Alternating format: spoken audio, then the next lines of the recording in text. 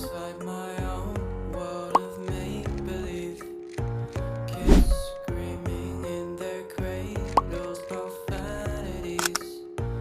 I see the world through eyes covered in ink